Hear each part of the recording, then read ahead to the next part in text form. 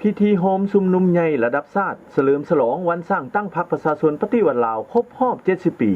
จัดขึ้นในวันที่22 มีนาปี 2025อยู่นครหลวงเวียงจันทน์โดยมีสหายทองอรุณศรีสุฤทธิ์เลขาธิการใหญ่คณะบริหารงานศูนย์กลางพรรคประธานประเทศแห่งสาธารณรัฐประชาธิปไตยประชาชนลาวสหายสอนไซศรีพันดรกรรมการกรมการเมืองศูนย์กลางพรรคนายกรัฐมนตรีมีภาคส่วนเกี่ยวข้องเข้าร่วม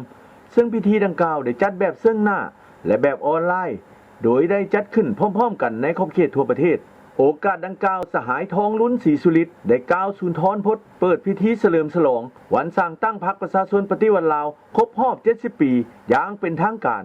โดยสหายได้ยกให้เห็นมูลเสื้อการเติบใหญ่ขยายตัวมูลเสื้อแห่งการต่อสู้ปลดปล่อยประเทศชาติของนักรบปฏิวัติมูลเสื้อแห่งการนำพาซี่นำอันสลัดซองใสของพรรคในระยะผ่านมาฮอดปัจจุบัน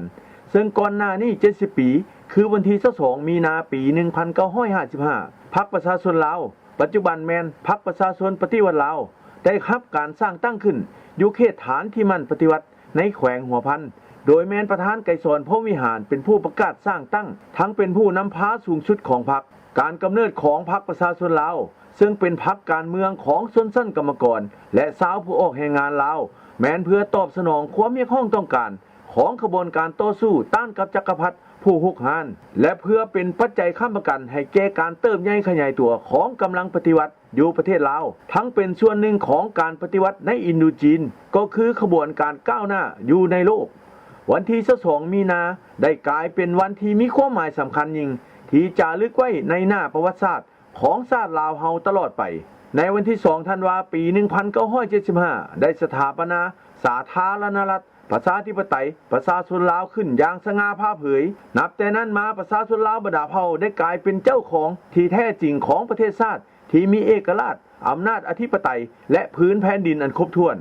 ภายหลังประเทศชาติได้รับการปลดปล่อยอย่างสมบูรณ์พรรคเฮาได้กลายเป็นพรรคกำอำนาจเป็นแกนนำในระบบการเมืองและนำพาทั่วสังคมปฏิบัติ2หน้าที่ยุทธศาสตร์พร้อมนี้สหายทองลุ้นศรีสุฤทธิ์ยังได้ตั้งหน้าให้ศูนย์กลางพรรคสภาแห่งชาติรัฐบาลและศูนย์กลางแนวลาวสร้างชาติอวยพรไซอันประเสริฐบรรดาสหายอดีตการนำพรรครัฐนักปฏิวัติอาวุโส